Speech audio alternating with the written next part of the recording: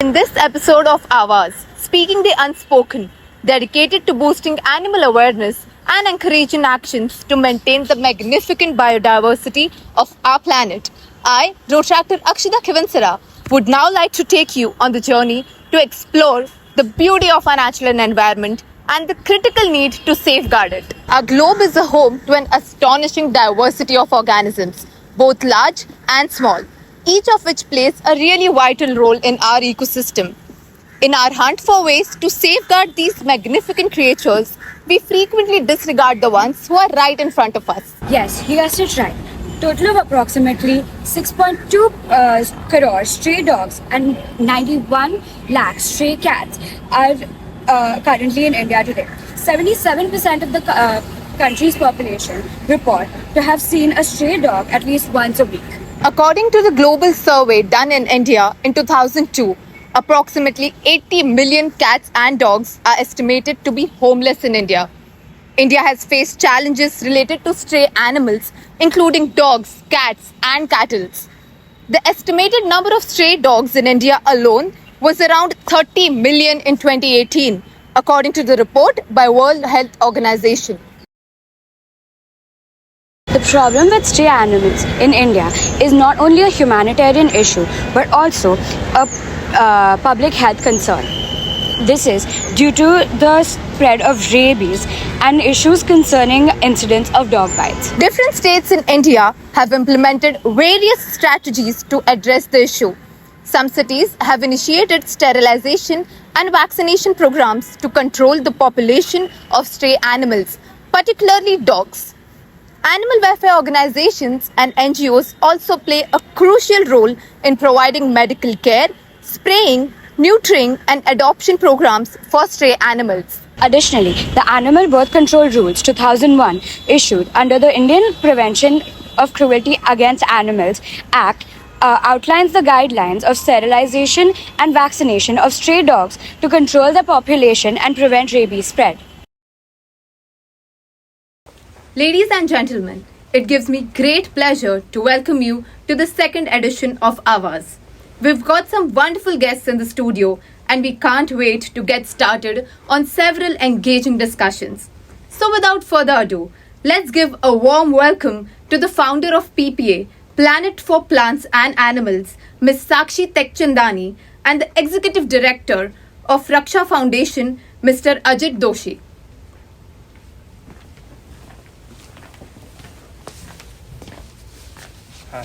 Hi, welcome. Thank you for having us. So we've planned some intriguing questions for the evening to help our viewers have a better understanding of animal awareness. So let's start with our very first question. Can we have a brief introduction about your work and NGO? So PPA stands for Planet for Plants and Animals. Okay. We primarily work with two causes. The first cause being environment conservation, under which we work with climate mitigation and climate action. Okay. So under which we conduct initiatives like urban forestation initiatives, tree plantation drives, beach cleanups, mountain cleanups, and other awareness programs. And the second cause being animal welfare. So under which we have adoption appeals, and we work with rescue, as well as we provide pro bono legal aid. And we work towards influencing public policy and advocacy. That's great. Yes. Raksha Foundation is an initiative started by Dr. Rachna Jain and Jain. The initiative loves, protects, and cares for underprivileged children, as well as community stray dogs and cats. Okay. For this reason, there are two centers that have been made. One is called the Raksha Children Education Center, where education skill sets are given to underprivileged children. They even taught subjects like maths, English. They're support schools basically, and yoga, dance, art, craft, etc.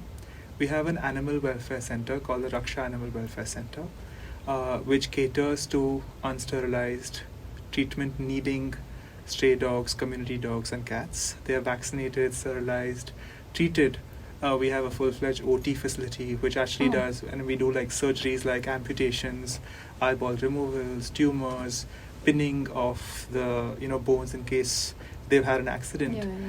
We've had severe cases of maggot wounds, all treated at the center, and then they release back either to the caretakers or the feeders or the community from which they've been brought to us. Yeah. So the intention of the Animal Welfare Center is to ensure that the animal is completely fit before they release back either to the caretakers or the communities that they come from. Okay, that's great. So let's move on to the next question. So, what basically inspired you to get involved in this cause? So I've always been an animal lover. Okay. I've actually been a feeder since a while. Oh. So in general, I've always been very fond of animals, not just our community animals, but also wildlife and birds in general. So I started off PPA during COVID because I noticed many home pets getting abandoned Yeah. by a lot of people. So that made me feel, really sad, and I really wanted to work towards animal welfare. So that's when PPA came in. Okay, great. Yes. What about you? So Raksha Foundation, like I said, was initiated by Dr. Rachna Jain Yeah. and Harsh Jain. Dr. Rachna Jain is very passionate about education, especially educating underprivileged children. That's why we started the Yeah. Children's Center. And Harsh is very passionate about animals. Alright. What happened, unfortunately, is that they had a pet who passed away due to not having the right medical needs. Oh. And since then, it's been his dream to kind of serve the society in the animal welfare space, and that's why he wanted to start an animal welfare center where obviously treatment for pets or people who can afford pets. We have a lot of pet care and clinics. We have few NGOs also in Bombay, but there's a dearth of them. And his focus point was to ensure that let's try this initiative to start helping the stray animals so Okay. that they get the care that even the private owners Yeah. or like pet owners or pet parents can provide for their pets. Yeah. Okay, so what is stray animal awareness important, and what are some of the key issues related to it? Firstly, I mean, like Saakshi can concur on that and say that, we'd like to call them community animals. Community animals. Okay. And the awareness of community animals is extremely important because this is a space, the world is a space where coexistence, unfortunately, is not the key, motivation point for everybody, especially humans. And because animals live in the same space that we do, or we actually share the space with them, unfortunately, they're subjugated to a lot of cruelty. As Trevan also, who helps a lot with PPA and is also helping Raksha a lot. He, it's sad when we have discussions with him and when we get to know that the animal welfare acts are also not so much so in place. Section 11 of the 1960 PCA Act actually gives a fine of only rupees 50 to somebody who offends or hurts an animal. Now, how unfortunate is that somebody can hit an animal, hit a dog, cat, or any other animal for that matter, and get away with it by just paying 50 rupees. That's really sad.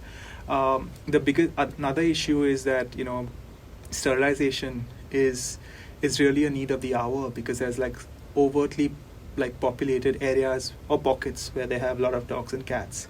So if that issue is not kind of addressed to in a humane way, euthanizing the animal or killing the animal is not the answer because that's very inhumane. Yeah, that's not the solution. That's not the solution. But at the same time, having a humane way of getting them spayed or neutered ensures that we don't add to the problem of having a lot more... and also it ensures their safety as well. Exactly. Exactly. Like Saakshi said, that when they're spayed or they're neutered, they have a longevity in terms of their lifespan. They are a lot less aggressive. Yes. They have a lot of other diseases that can come up in case if they're not spayed or neutered. Having them spayed and neutered is also helping. And one of the key factors is that if there's a female that is not neutered and is in good health, a female dog for instance, in a span of 6 years she'll produce almost about 67,000 puppies. Yeah. And a female cat, if is in a good healthy state, in a span of 7 years will produce about 3,70,000 kittens, right? So that's just adding to the population. Yeah. Where are they going to get food from? Who's going to really take care of them? Where are they going to go when it rains? When it's really hot, are they really going to get water or no? So one of the key issues is to ensure that they get sterilized. Yes, Yeah. and also the mothers abandon their kittens at a very young age. So Yeah. then they have no other choice but to fend for themselves. Of course, yeah. So because of that, they can get into car accidents in search of food, or when it's raining heavily, they can just get in touch with contact with infections, Yeah. which is really sad. Sad. So So yeah, the issues are such that like there's overpopulation. Yeah. Adoptions Yeah. are so hard. Care of them is not taken to the best capacity, and hopefully, like humans can help Yes. other humans in Definitely. helping animals. Yes. So to coexist would be ideal. And yeah, humans need to learn to coexist. Yeah, Yeah, yeah. and to Of be course. passionate. Yeah. Okay, so being said that, that brings me to our next question. What are your organization's goal for the future in terms of stray animal awareness and advocacy? What are your thoughts on the same? Okay, so we conduct programs with colleges where Okay. we empower college students with the animal welfare laws and regulations. So PPA's Alright. legal team provides them with legal aid, supposing if they are facing an issue in society Yeah. and the society is against their pets or something. So then our legal team offers pro bono legal aid to them. Okay. Yeah, in animal cruelty cases. Yeah. Could you repeat the question again? Yeah, sure. What are your organization's goal for the future in terms of stray animal awareness and advocacy? So advocacy, for instance, like how Saakshi says and Yeah. PPA does, they do amazing stuff. About the future, our goal as such is primarily animal birth control. Animal birth control is a humane way of spaying and neutering the dog or cat so that there is Okay. no further reproduction of puppies or kittens Mhm. for that matter. The goal is to have as many areas in the vicinity that we have access to sterilized, right? And once they're sterilized, you definitely know that there's going to be no more puppies or yeah. kittens growing into cats and dogs, and then therefore subjugating themselves to a lot more suffering. So Okay. the goal as such is sterilization, or with which, and what happens is from 20 cases of sterilizations that we get, we have about 3 or 4 cases that have some underlying health issue. Yeah. And cats are very good at like kind of on the surface looking fine, but Yeah. they kind of hide their disease, so to speak. Okay. Dogs suffer incessantly with that. Yeah, so yeah. the less the population we have, the more critical cases we'll have. Fair. And the less the critical cases we have, the less manpower will be required to kind of ensure Yes. that the care is taken to the utmost capacity, because unfortunately we don't have that many non-for-profits or NGOs that are doing, the work that are doing is incredible, but the amount of stray or community animals that we have is a lot more. It's comparatively So huge. exactly. So the goal is to ensure that sterilization is done. Okay. And then for those that are actually around the vicinity that we can cater to, it'll be great to feed them. It'll be great to get friendly with them. So in case if they have any adversities in terms of maggot wounds or any other hurt or whatever, then they can be catered to by being friendly with them, so that we can actually take them to a trauma treatment center Yeah, like yeah. Raksha, for Yes. instance, and then get them treated so that they can be well before they put back onto the streets. Definitely. Okay, so can you provide information about your adoption and fostering programs for stray animals? For in case of adoptions, we've done like few of them. What happens is, unfortunately, some of the times, without taking any appointment or without any notice, people dump animals at our doorstep. Yeah. We've had some cases of kittens that cannot go back onto the streets because either they've become specially abled, they've lost one of their Makes sense. limbs because of maggot wounds or being run over by and things Yeah, like that. Yeah. So for adoptions, we ensure that Saakshi would be able to like talk more about it because she does it so Okay. well, and like she's helped us get like reach out for so many of the animals that we've Yeah, had yeah. to get adopted. But yeah, the whole protocol is such that the people who are adopting the animals, there's like a whole background check on them done. Their Okay. PAN card, Aadhaar card, all of those things are kind of taken into consideration. But I'll let Saakshi elaborate on that and add to Yeah, it. sure.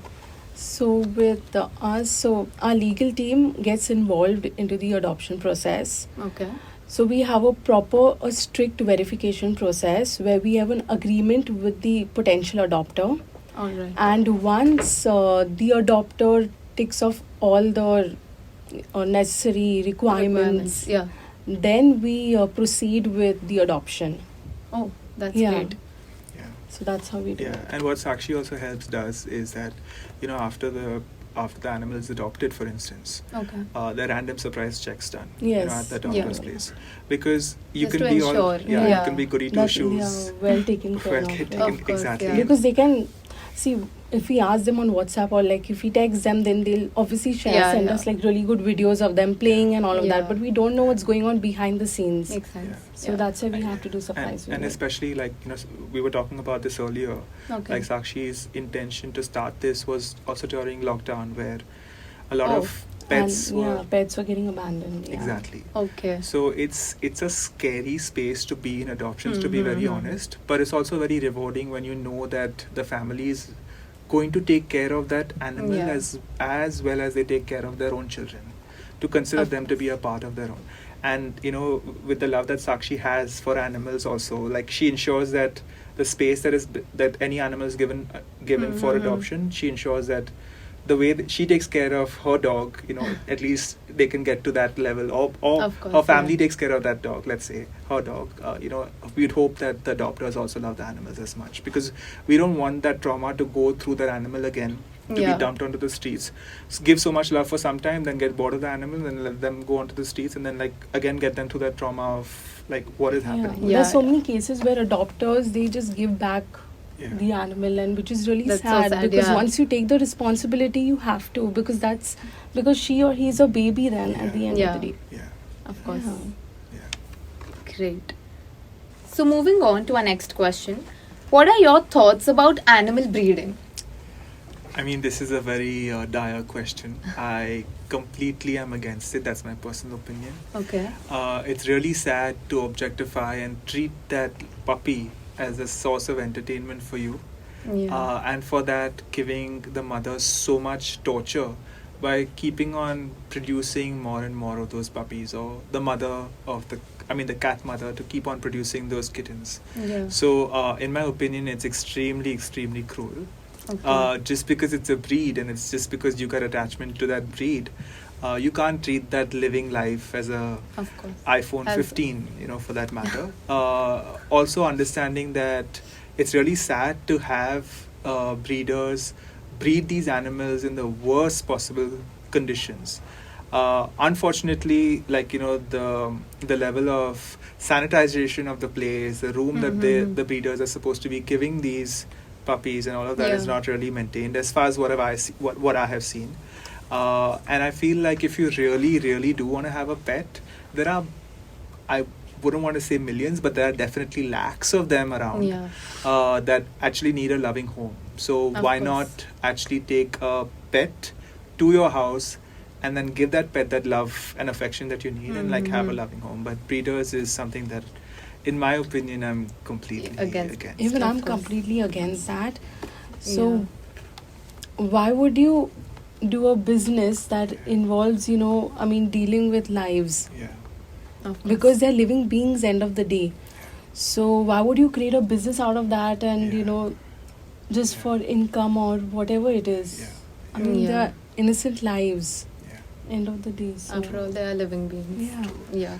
To add to that also, indies are the best for Indian homes, because Oh. they can be amazing in all, the heat and the rain and all the weathers. Yeah. They adapt so well. They have a great immune system. Unfortunately, when you get breeds, and I don't want to start naming them because people might hate me for me calling out the breeds, but if they are meant to be in the snow, then they're meant to be in the snow. If they're meant Of to be course. in colder countries, they're meant to be in the colder countries. Yeah. Why would you want those dogs to be brought to India just because you fancy the blue eyes, Yeah. or you fancy the white furry coat, or you fancy the way the ears pop up? I think it's very, very unfair to do that. So Yeah. for those who are listening, please adopt. Yeah. We'll send you more. Saakshi has her the PPA India handle, where Yeah. she's constantly wanting people to adopt, and Okay. she's putting out posts. So guys, please go follow her and genuinely like get a soul into your house that you are going to love forever, but they'll also But love they'll you also- Yeah. twice Please- as much back. Please adopt and don't shop. Yeah. Exactly. Yeah. Exactly. Okay, so adding on to that, what are your thoughts about abandonment of breed dogs when they get old? So why would you abandon your own family member? Because they're part of your family. Yeah. Your pet is your family and a family member. Why would you abandon your own baby? That's the question. Of course. Yeah. Fair. And you don't kick your grandparents out or your parents out Exactly. once they start Yeah, growing once old. they start growing. If let's say, I mean, I hope never, but if a Mhm. relative of mine or a family member of mine has cancer, Yeah. then suddenly I'll be like, oh, because you have cancer, you're going to be out of the house. If that dog is having some kind of disease, some kind of Mhm. reason for him to grow old and yet suffer more, would you want to be more supportive to the dog, or do you want to throw the dog out? And Of course. if you need help, reach out. I Yeah. mean, you reach out for help for everything else in the world. Why not for Why a not dog? for- So of that course. clearly kind of shows that you don't care enough. And then why have someone that you don't kind of care Yeah. enough for? So, yeah. How can individuals and the broader community get involved or support your organization's efforts? So I would like to say is that please follow us on our Instagram handle PPA India, Okay. as we post a lot about adoption appeals and Yeah. fundraisers. So please help us amplify these posts as Yeah. much as you can. Okay. And honestly, apart from animal welfare, we are also into environment conservation, as I Yeah. mentioned before. So we work in the field of climate mitigation and climate action. So we have partnered with United Nations Environment Program Oh. to conduct all the environment related initiatives. That's great. Okay. Yeah, Yes. and I feel like, what Saakshi does is, because we have a children care center, children education center as well. Okay. She engages the underprivileged children that come to our center to study. Mhm. We're gonna have like a beach cleanup also soon and things Yeah. like that. So that's how people can get involved to volunteer. Okay. Also, to add to Saakshi in terms of fund appeals, if we go out for lunch or for dinner, let's say we spend like 100 rupees, 500 rupees, 3,000 rupees, we can Yeah. just let go of one lunch or one dinner and use that money to donate it for a fund appeal and better the life of that animal and ensure that Yes. that life of the animal is good for the rest of his life versus him or her suffering. Because all of us as individuals can't pay the bills completely for one Yeah. animal, let's say. Makes sense, yeah. But individually, if we do a bit, we're actually crowdfunding for that one animal, and it's not a lot of it's not a big hit to our pocket at that point. So, and amplify as much as you can, like the posts, because honestly, the more the reach, the more people will know, The more people, yeah. and people, when they know, at least even if they can't adopt, they'll help reshare that post. Yeah, So when of that course. happens, at least they're contributing to animal welfare. And by that's just how we create awareness. Exactly. Yeah. And it doesn't take more than 2 seconds to kind of reshare it as a story, Yes. post, Yes. whatever it is. So it's not a lot of hard work in that sense. Yeah. Yeah. So, being said that, what message would you like to convey to our viewers about taking action to support stray animal awareness? So first, I would like to say is that people need to learn how to coexist. So please coexist and spread love, not hate, and let's restore Mother Earth together. Yeah. And adding to that, like restoring the people, the animals, and everybody on Mother Earth together. Also, what people can do is, if they're not animal lovers, it's fine. You don't have to be an Yeah. animal lover to help animal welfare. Don't come in the way. Don't put roadblocks for people who are doing that genuinely. If you can support and if you can get that awareness, then support animal welfare in whatever form. We have designated laws that have come up now, the ABC rules, or not now, as in like for some time, where the designated spots that can be allocated in a particular housing society where you can feed the animals. So that's you cannot kick the animals out of that community or that residential complex, and ensure that people who are even working for non-for-profits, let's say, or for animal welfare or rescuers in general, don't dim their spirits. Because when you start having fights with them, when you start like doing nasty things to them, they've set out for a cause. Help build that up, and if you can't help build it up, at least don't come At in the least way. don't come. Yeah. Of course, yeah. So moving on to our last question. Can you share any heartwarming or inspiring stories from your work with animals? I mean, we'd love to hear some. Sure. So we have, like, the Shakti Mills lane Okay. is a lane that we enter in to get to the Raksha Animal Welfare Center. Okay. We have this really cute. Now she's like almost about 8 months old. A cute Okay. dog. Her name, Oh. we've named her Rani. Rani. And unfortunately, she was run over by a four-wheeler, so she had a hind leg fractured, and that's why she was admitted into a Raksha Animal Welfare Center.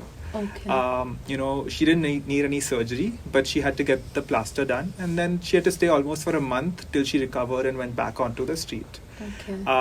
For the first few days, she hated all of us because obviously she was confined to a cage, Yeah. and to kennel per se.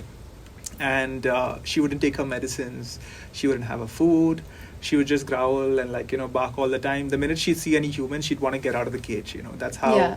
sad and claustrophobic she felt. And the minute we'd go closer to her, she'd snap at us. She's even bitten me, and there are marks on my on my hand and stuff like that. That was the first few weeks. Okay. The next 2 weeks we kind of got a lot better with each other. I think. I mean, more so she kind of started warming up to us. And then if we needed to let's say deworm her, you have to put a medicine into their mouth to kind of deworm them. She would let me put my hand right into her mouth.